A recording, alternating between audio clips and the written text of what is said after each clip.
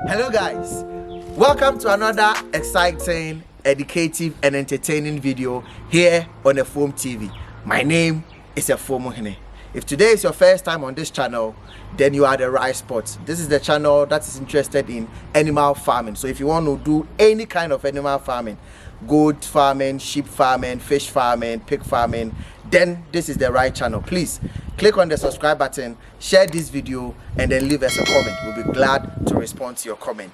Today we are on the biggest tarpaulin catfish setup that I have ever done.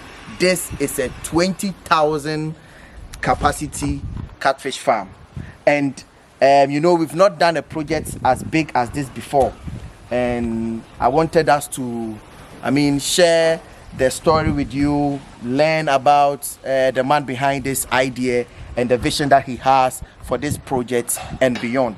So I'm very sure there's going to be an expansion. So we are starting from 20,000.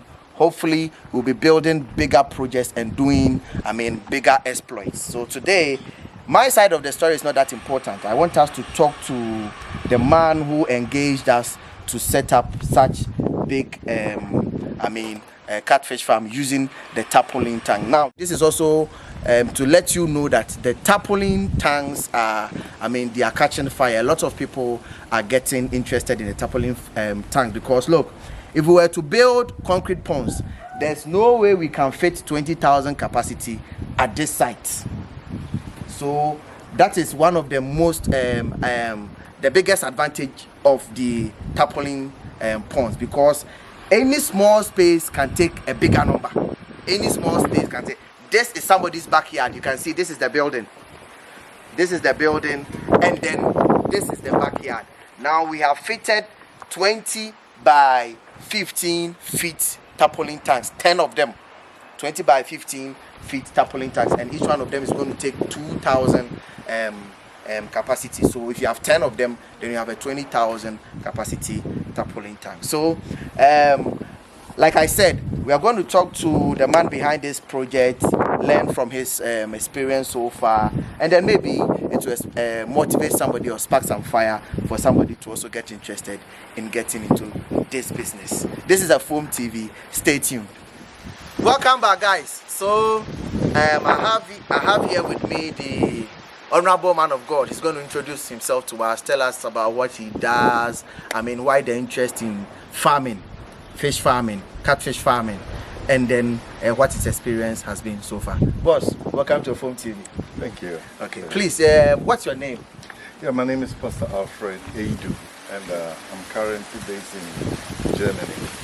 And I'm a pastor there in a German church, and also have another international church that I pastor. I am there together with my senior brother, and all together in the area we have set up about 14 churches in North Rhine-Westphalia in Germany. In Germany? Yeah. 14 churches in Europe? Yeah, in Germany. Wow, that's quite an achievement. So, I know you are from Ghana. Which part of Ghana are you from? Yeah, actually I am from Gumuawasa. Gumuawasa. That's where my father comes from. My mother is from Achimisuta, okay, Takwa area. Okay. Yeah, but I grew up in Tema. Oh, okay. I grew up in Tema. Tema boy. Yeah, exactly. Okay. Tema boy. So I have lived all my life here in Tema. Okay. Went to school in School of Mines, and then when I completed, I happened to go to Germany for ministry. So you have been in ministry for, let's say, almost all your life? Yes, I have Most been. part of your life? Yes, I've been in ministry for almost 40 years. 40 years now. Yeah. In Ghana, there's a very huge difference between ministry, farming. Yeah. How did you come to that point where you want to bridge that gap? Because the pastors, we expect that they pray for us, they give us the word of God. The farmers are supposed to feed us. So now the pastor wants to feed us. So how do you combine that? Yeah, as a matter of fact, I have always been somebody who is interested in investing in the life of people. Okay. When you are a pastor, you constantly invest in the life of people. So we have a school in Tema.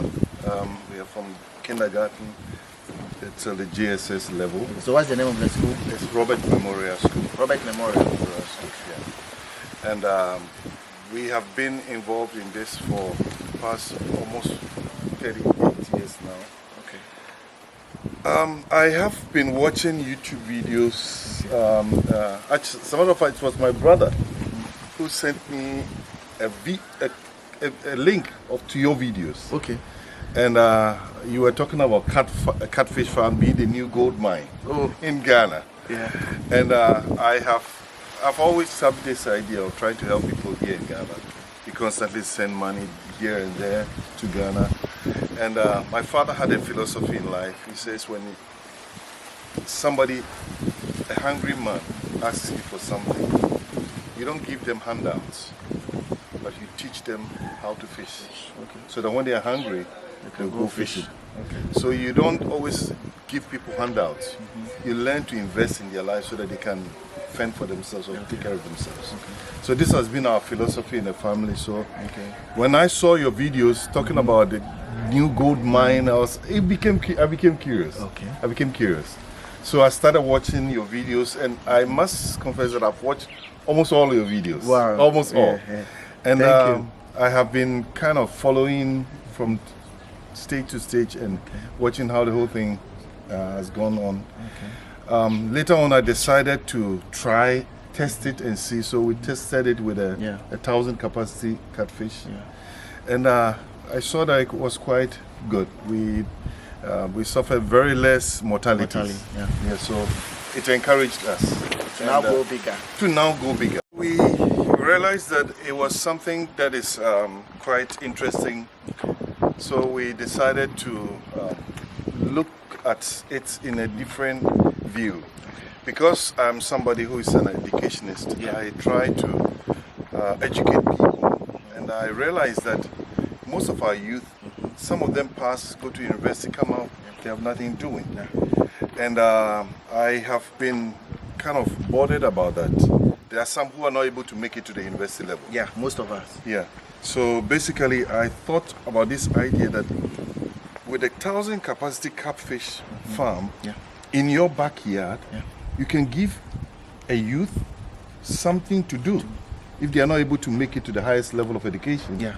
Once they go through the junior secondary basic school, they will be able to have something practical to do. Yeah.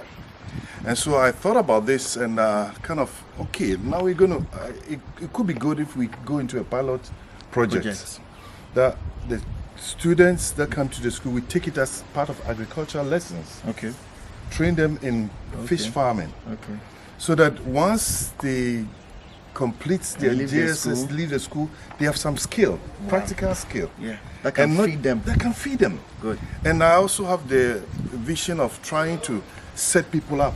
Okay. Yeah, our church, we are going to select a few people who are quite serious about it. Okay.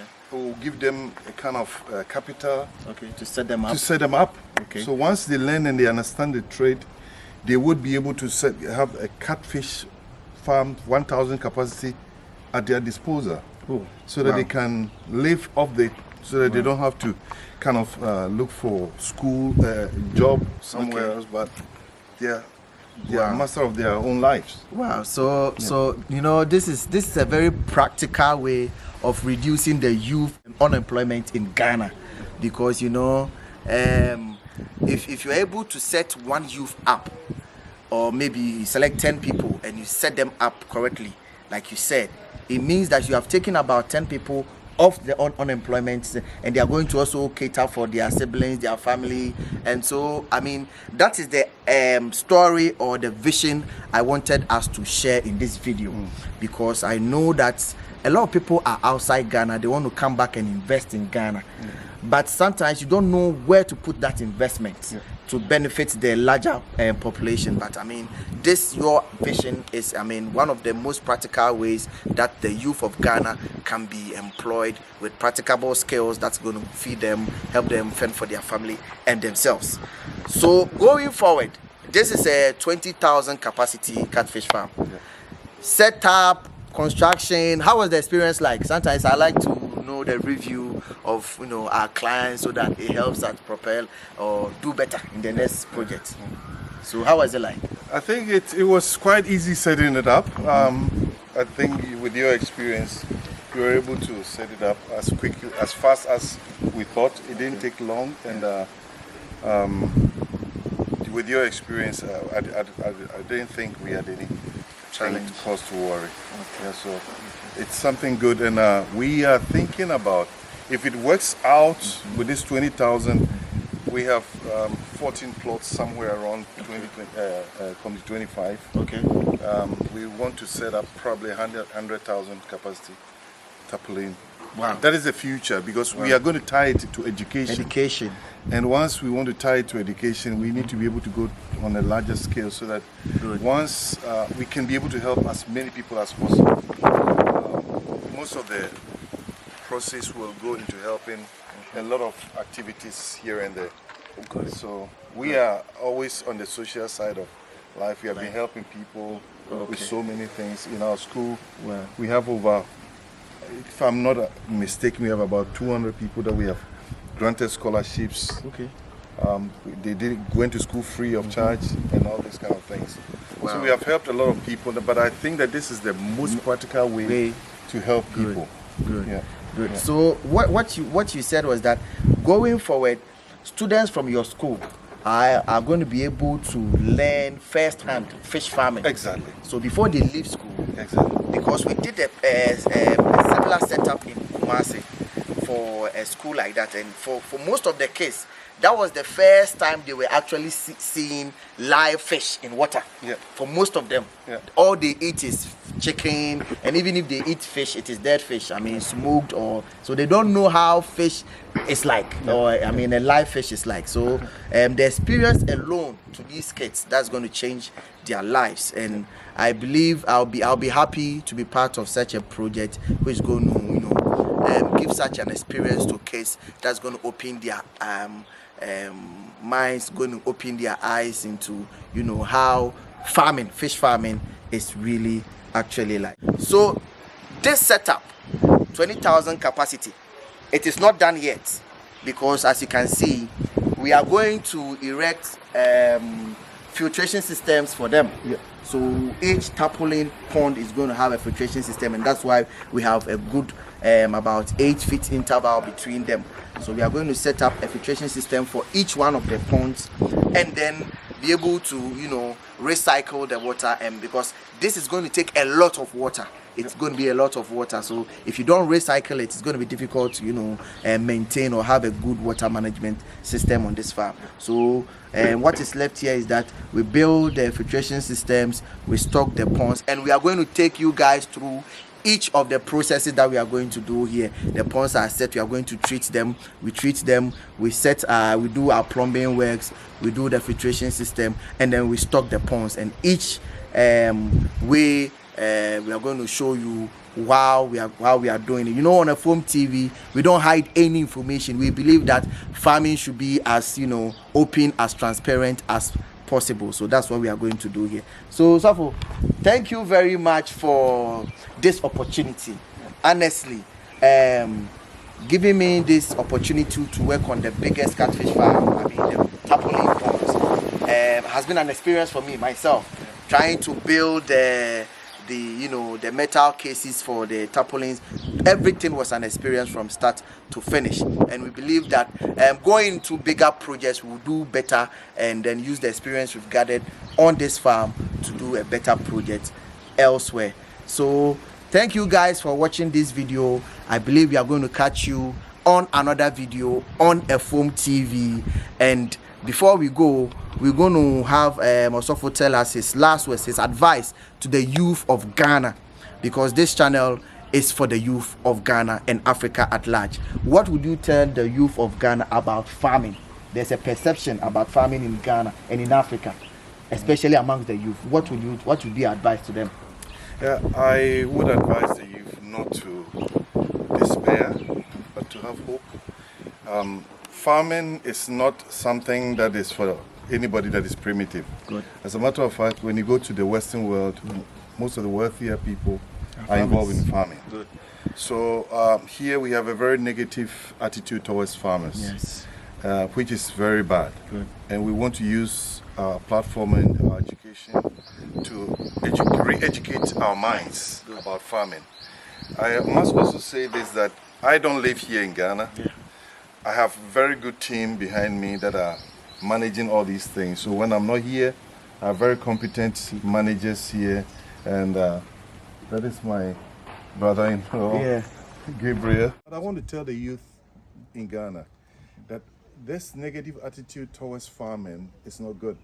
When you go into the Western world and industrial world, most of the wealthier people are involved in farming. Yeah. Farming is something good for the nation. It's also good for the individual who is involved in it. So we need to re-educate our mind and get into farming. You start small, but it could develop into something bigger. And besides, I have come to understand that Ghana imports a lot of fish. Almost everything That is putting pressure on our city. Yeah. The value keeps falling and falling and falling. So if we can reverse that, we would help our country, we would help ourselves, and we would help each other grow. So that is what I hope that the youth of this country will get involved in. That every youth will do something. You can put something little on your backyard, and that can feed you, your family, and friends. So that is my piece of advice. Thank you very much. Thank you very much. And so there you have it. So that is the advice from Pastor Alfred Adu. If you can put anything little on your backyard that's going to feed you, your family, that's also going to help the economy of Ghana. So guys, I hope this has been an educative, a very entertaining, and a very informative video.